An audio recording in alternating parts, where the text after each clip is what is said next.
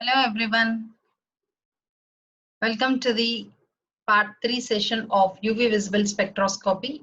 I'm Sarita from GDCW Begumpet. In our last classes, we have seen the principle of UV visible spectroscopy. We have discussed various terms involved in it and what is the purpose of studying UV visible spectroscopy. So what is UV visible spectroscopy? It is nothing but the study of interaction of UV visible radiation with that of the matter. So what happens when this UV visible radiations are interacted with the matter? So what happens? Electronic transitions takes place.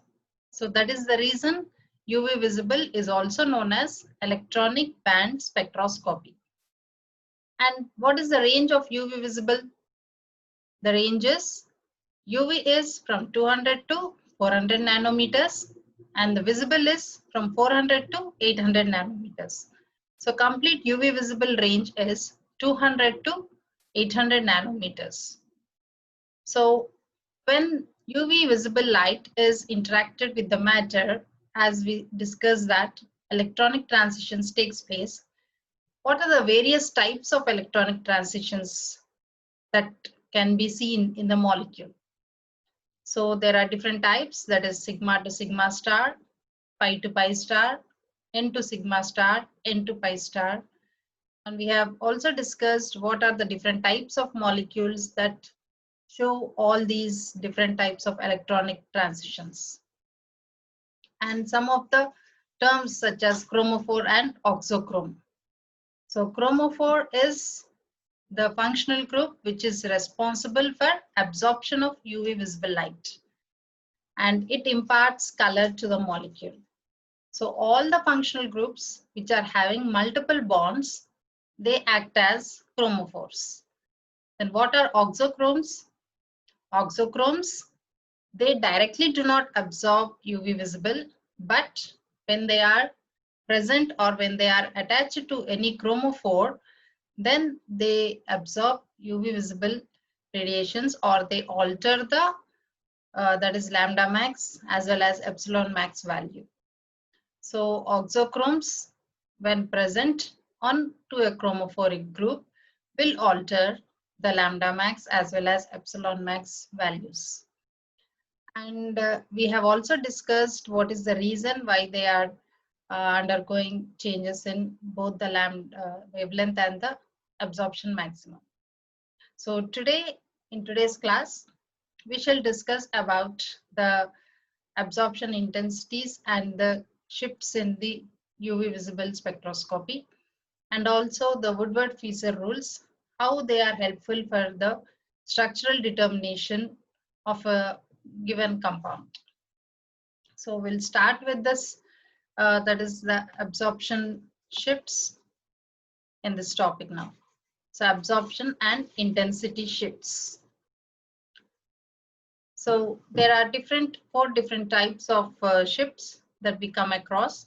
Those are bathochromic shift or red shift, hypsochromic shift or it is blue shift, hyperchromic effect and hypochromic effect. So first let us see what is bathochromic shift. So bathochromic shift is also known as red shift. So when absorption maxima, that is lambda max, of a compound shifts to longer wavelength, it is known as bathochromic shift or red shift. That is, the shift in the wavelength, that is lambda max value towards the higher wavelength, is known as bathochromic shift. The effect is due to the presence of an oxochrome or by the change of the solvent.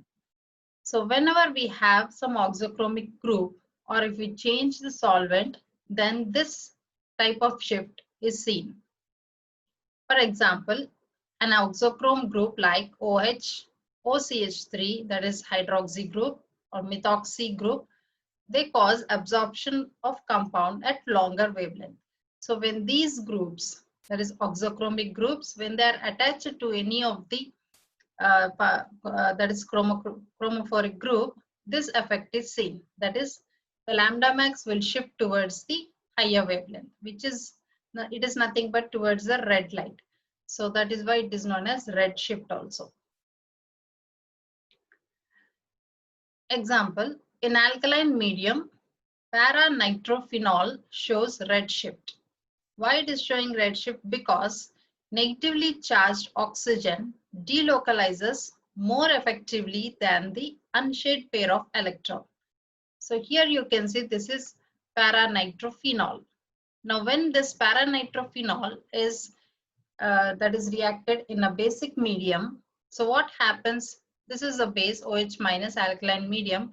It abstracts the proton from the phenolic group. That is, the proton of phenol is abstracted by the OH minus. There will be a O minus left over on it. That is phenoxide ion. So it is this phenoxide ion which helps in delocalization of the negative charge. So here you can see the negative charge which is present on oxygen. It can be shifted towards this bond, and then whereby simultaneously the shift of the double bonds can take place. That is, the delocalization of the negative charge can take place in the ring as well as the nitro group also. So more the delocalization, more will be the lambda max value. So that is the reason when OH group is attached to the, that is, suppose if we are taking nitrobenzene and when we are attaching the OH group onto the para position, because of this alkaline medium, as the phenoxide ion is formed, the minus charge is delocalized into the ring as well as the nitro group. So that is the reason why you can see lambda max of para-nitrophenol is just 255 nanometers, whereas for oxide ion, it is 265. So there is a shift in the lambda max value towards the higher wavelength. The second type is hypsochromic shift or blue shift. So when absorption maxima, lambda max, of a compound shifts toward shorter wavelength, it is known as hypsochromic shift or blue shift. So it is, the shift is towards a shorter wavelength, that is towards the blue light. So that's the reason why it is known as blue shift also. And this effect is due to the presence of a group which causes removal of conjugation or by the change of the solvent. So when you remove conjugation, hypsochromic shift is seen, or by changing the solvent also. Just now we have completed the first type, that is bathochromic shift. In that bathochromic shift, it is when conjugation is present, the lambda max moves towards the right side, that is red shift. Now when we are removing the conjugation, the lambda max value will move towards the left side, which is nothing but blue shift. So why it is happening is, for example, if we are taking aniline, it shows blue shift in acidic medium because it is losing its conjugation. So here you can see it is aniline, NH2 group, in the presence of acidic medium where protons are available. So nitrogen lone pair electrons will attract this H plus ions towards itself. So it becomes anilinium chloride, that is NH3 plus Cl minus. Now in this anilinium chloride, we don't find lone pair electrons on nitrogen. Okay, whereas in aniline, there will be two lone pair, that is two electrons, which are non-bonding electrons on the nitrogen, and they will help in the delocalization of the double bonds like this. So all the double bonds and the lone electrons, that is the pair of electrons which are present on the nitrogen, will undergo delocalization. Whereas when it is converting into anilinium chloride, there are no lone pair electrons which are left over on nitrogen. So there won't be any delocalization in this case. So that's the reason the lambda max value will decrease. So aniline shows lambda max at 280, whereas for anilinium chloride, it is just 265. So this shift, that is the shifting of lambda max towards lower wavelength, is known as hypsochromic shift or blue shift. The third type is hyperchromic shift. So hyperchromic shift is when absorption intensity, that is epsilon, of a compound is increased, it is known as hyperchromic shift. So it is the intensity of the peak we have to consider here. That is the height of the peak. If the height of the peak is increased, then it is hyperchromic shift or hyperchromic effect. So if oxochrome is introduced to the compound, the intensity of absorption will increase. For example, if we take pyridine, this is pyridine, the lambda max was seen at 257 nanometers and epsilon, that is the absorption intensity, is 2750 here. Whereas in 2-methylpyridine, we can see epsilon max 3560. So it is increase in the absorption intensity. So this is an example of hyperchromic shift. Then last type is hypochromic. Hypo means less.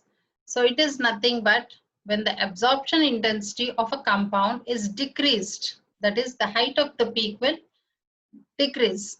It is known as hypochromic shift. Example, naphthalene, epsilon max is 19,000, whereas in 2-methyl-naphthalene, it is 10,250. So it is large increase in the, it is decrease in the absorption intensity, which is nothing but hypochromic shift from 19,000 to 10,000. So these are the shifts we can represent in this way. So on the x-axis, we have taken lambda max. On the y-axis, it is absorbance. So here, this is, suppose if this is the one absorption maximum, the lambda max, if it is shifting towards the right side, it is known as red shift or bathochromic shift. If it is shifting towards the left side, that is blue shift, or it is known as hypsochromic shift. If the epsilon, that is absorption intensity, is increased, it is hyperchromic. And if the height or the intensity is decreased, it is hypochromic shift. So now we'll see what are the applications of Woodward-Fieser rules. So the UV visible spectroscopy, the main application of it is we can identify whether the compound is unsaturated or not. So mainly unsaturation can be detected by UV visible. And we can also calculate the lambda max value if a compound structure is known by these Woodward-Fieser rules. So let us see how to that is calculate the lambda max value of some compounds. So first, what are Woodward-Fieser rules? In 1945, Robert Burns Woodward, scientist, he gave certain rules for correlating the wavelength with the molecular structure. Then those rules were modified in 1959 by Louis Frederick Fieser, and he has framed the rules, and therefore it is known as Woodward-Fieser rules. So both the scientists have contributed for these rules. So it is now named as Woodward-Fieser rules. Then what is the main use of this? So the main use is we can find out the lambda max value by just calculating the absorption maximums of different chromophores and the substituents which are attached to it. So we should know some terminology, like what is conjugated diene. So conjugated is nothing but alternate single and double bonds. So conjugated diene, it is an organic compound containing 2 or more double bonds, each separated from other by a single bond. So the double bonds which are separated by single bond are known as conjugated diene system. So the diene is also known as alkadiene or diolefin. So it is one class of organic compound containing 2 ethylenic linkages, carbon-carbon double bond. Now each type of this diene or triene, diene means where we are having 2 double bonds separated by a single bond. Then triene system means 3 double bonds which are separated by single bonds.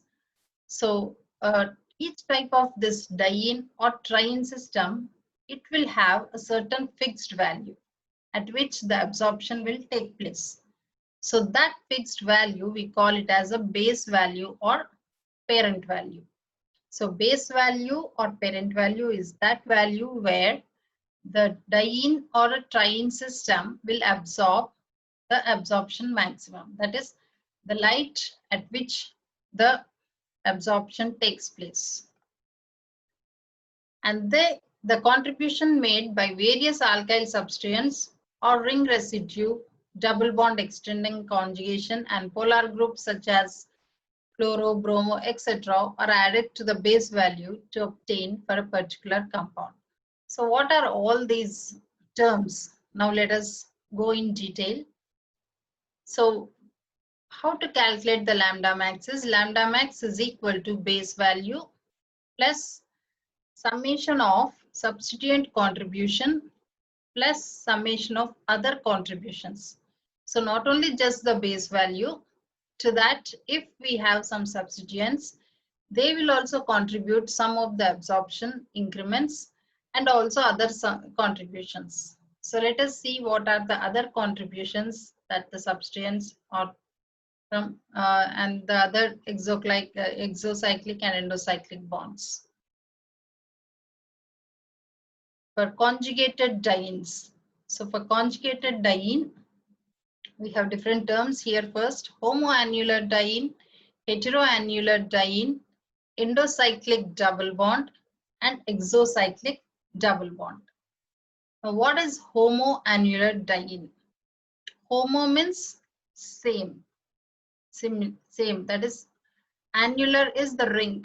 So diene is nothing but the double bonds which are separated by a single bond. So this part, if you look at this part, this is diene. Okay, and it is a part of a ring. So that's why it is known as homoannular diene. And both the double bonds are present in the same ring. So cyclic diene having conjugated double bonds in the same ring.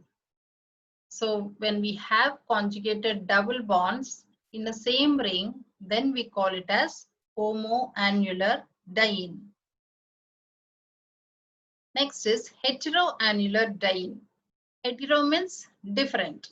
Now this is also a conjugated system. You can see double bond, single bond, double bond.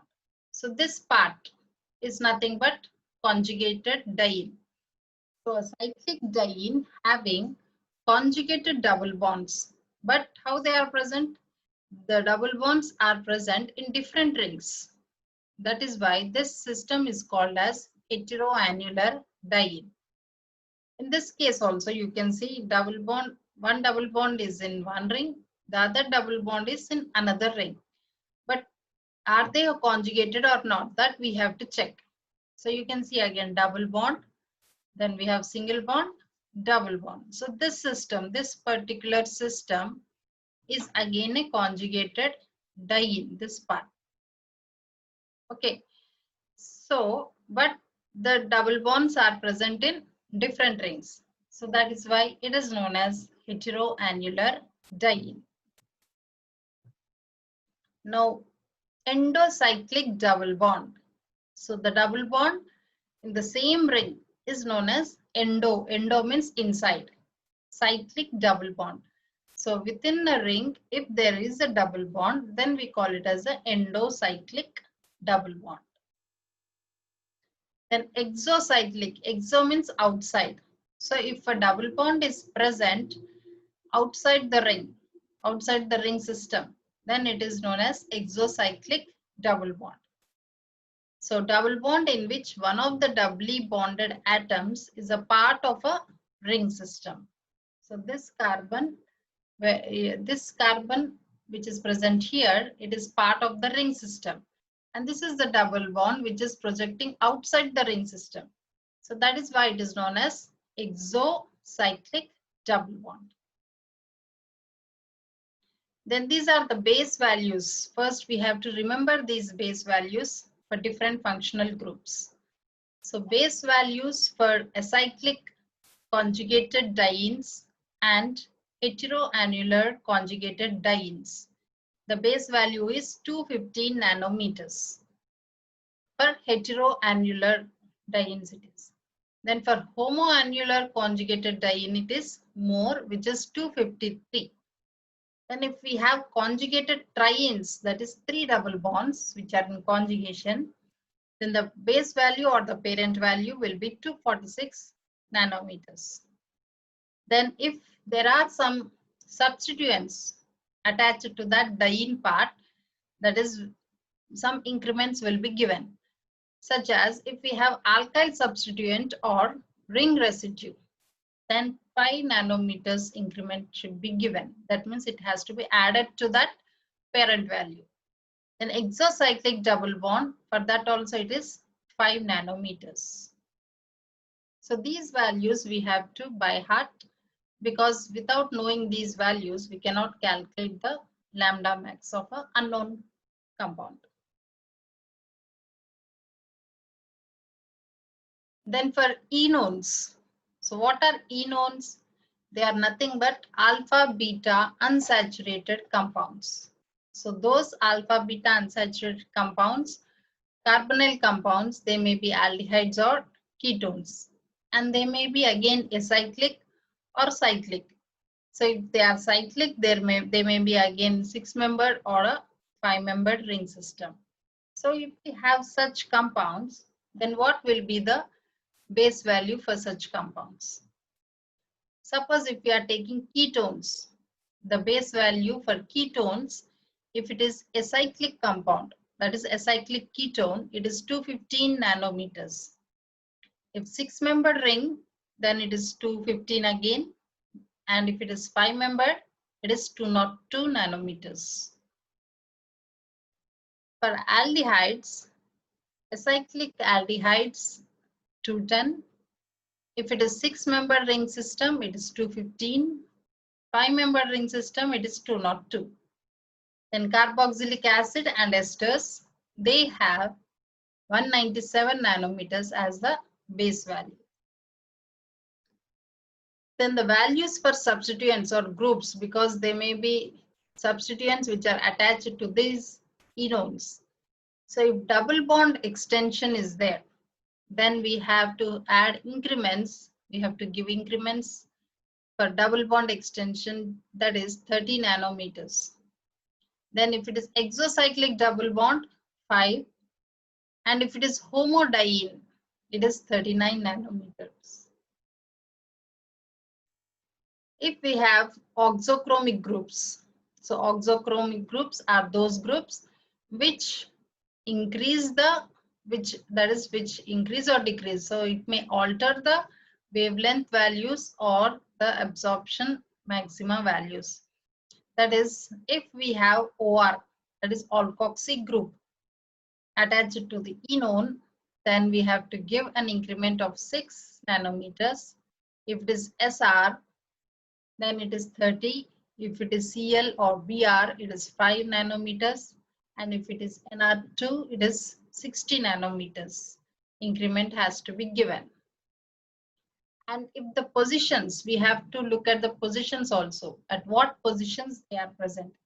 That is, they may be attached either to alpha, carbon, beta, gamma, or delta.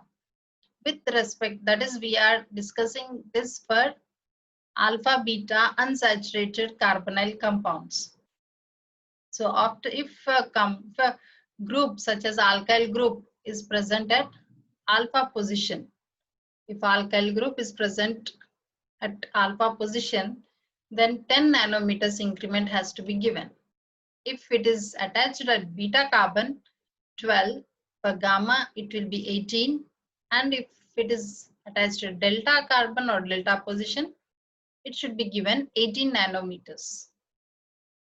Then if we have alkoxy, that is OR, at alpha position it is 35, beta 30, gamma 17, delta 31. So similarly for OH, that is hydroxyl group, alpha 35, beta 30, gamma 30, delta also, delta is 50 nanometers. Then if we have chlorine at alpha position, the increment should be given as 15. If it is at beta, 12, gamma 12, delta also 12 nanometers. Then if it is bromine, 25 at alpha, 30 at beta, 25 at gamma, and at delta it is 25 nanometers. So these are the increments that we have to give while calculating the lambda max value of enones. Then we also have aromatic compounds for which the rules have been given by Woodward-Fieser. So the base values for AR is aryl group there. ArCOR, that is keto group, it is 246 nanometers. Then if an aldehyde group is attached to aryl, it is 250 as the base value. If an acid group, carboxylic acid group attached to the benzene, it is 230 nanometers. Then ester group attached to benzene is 230 nanometers again. Then alkyl groups or ring residues in ortho and meta position.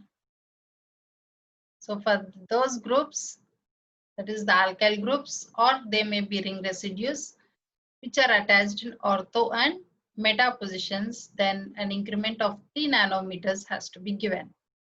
If the same alkyl group or the ring residue, if it is present at para position, then we have to give 10 nanometer increments. And if we have the groups which are attached to the benzene ring, so on the benzene ring, again depends on the position, the groups which are attached on the ring, that is whether they are attached on ortho position, meta position, or para position. So if it is attached to the ortho position, it is given an increment of 7, meta 7, para 25. Then methoxy group 7, 7 at ortho and meta, then 25 at para. Then O, oxo group, ortho position 11, meta position 20, para position 78. Then chloro 0, 0, then if it is at para, it is 10. If bromo group is there, ortho and meta, it is 2 nanometers. Para position, it is 15 nanometers. Then if it is NH2 group, ortho and meta, it is 13 nanometers each. And para position, it is 58 nanometers. So these are the increments that has to be given if these groups are attached onto the benzene ring. So base value is very important for us. So we have to remember the base value for dienes, that is conjugated dienes, then enones, alpha, beta, unsaturated, carbonyl compounds, and aromatic compounds. Now we will solve some of the problems by following these rules. So first example, we'll take this system. So here first we have to look for the conjugation diene. So if it is diene, as we know that there is no other functional group which is attached to the ring. Only the double bonds are attached. Double bonds are there in the ring. That means it is a ene, alkene, and whether it is conjugated or not, that we have to identify first. So what is conjugated? There are two double bonds here, and they are separated by a single bond. So this is the single bond. So we have double bond, single bond, then double bond. So this part is a conjugated system. Okay. Now, after finding out whether it is conjugated diene or not, then next is you should find out whether it is homoannular or heteroannular. So homoannular diene means both the double bonds should be present in a same ring. And if the double bonds are placed in different rings, then it is heteroannular diene. And then you have to find out if there are any ring residues or any alkyl substituents present on this diene system. So first point what we have to note down is it is a heteroannular diene. Okay. because both the double bonds are present in the different rings. So the base value for heterodiene or heteroannular diene is 215 nanometers. Now we have to check whether there are ring residues or not. What are ring residues? The this carbon, if you look at this sp2 carbon, it is having, that is, it is a part of the ring here. Even this sp2 carbon is also a part of this ring. Okay. And the center, this carbon is also sp2 carbon, which is also a part of the ring. Now we have to find out how many such ring residues are there. So here it is shown by thick pink line. This is one ring residue. Here it is another one. Then the third one. So total there are 3 ring residues. See this part, we said that this one is a heteroannular diene. So to those carbons we have to check whether they are part of a ring or not. So this carbon is also part of the ring. So this is one ring residue. This carbon is also part of the ring residue, and this carbon is also part of the ring. So this is another ring residue. So for each ring residue, the increment that has to be given is 5. As there are 3 ring residues, so we have to take the value as 3 into 5, which is 15 nanometers. So, and what else are present in the given compound? You can see there is one exocyclic double bond also. Where is it? This one. So this double bond is exo to this ring. Okay. So that is why this we call it as, it is a exocyclic double bond. But this double bond is not exocyclic. Okay, this is not projected outside the ring. But this double bond is projected outside of this ring. So that's why it is considered as one exocyclic double bond. So for one exocyclic double bond, the increment is given as 5 nanometers. Now what we have to do is we have to add all these 3 values. That is the base value for heteroannular diene, which is 250 nanometers. Then we have 3 ring residues. So for one ring, it is 5 increment. So for 3 ring residues, it will be 3 into 5, which is 15 nanometers. And there is one exocyclic double bond. So it is 5 nanometers increment. And if we add all these 3 values, the calculated value will be 235 nanometers. So, and the observed value was also found to be 235 nanometers. So this is how we have to calculate the lambda max value of the given compounds. So first what we have to do, we have to find out whether the system is a conjugated diene, or if it is a alpha beta unsaturated carbonyl compound, or it is an aromatic compound. So depending upon the structure of the compound, we have to then find out what is the base value of that. Then find out if there are any alkyl substituents or ring residues which are attached to that particular group. So then we have to check whether it is having exocyclic or endocyclic double bonds, or if there are any substituents, then what is the position of the substituents, that also we have to find out and then calculate it. So the lambda max was calculated to be around 235 nanometers. Then we'll take up another example. Now you can see, now what is the system here again? It is a conjugated diene, right? Now, these are the 2 double bonds which are present in the same ring. So what is this system known as? It is homoannular diene. So homoannular diene, the base value is 253 nanometers. Now what else it contains? So in the figure, you can see there are 2 ring residues. So this carbon is part of the ring. So this is one ring residue. and the ring residue at this carbon. And these alkyl groups, whatever you are seeing, this is one alkyl group, and here also it is another alkyl group.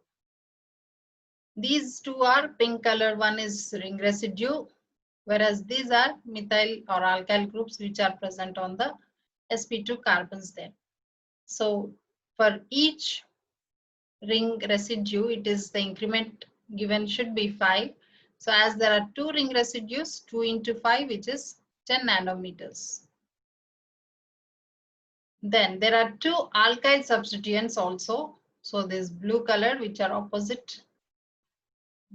So for even alkyl substituents, the increment is 5. So 2 into 5, it is 10 nanometers. Now you add all these values.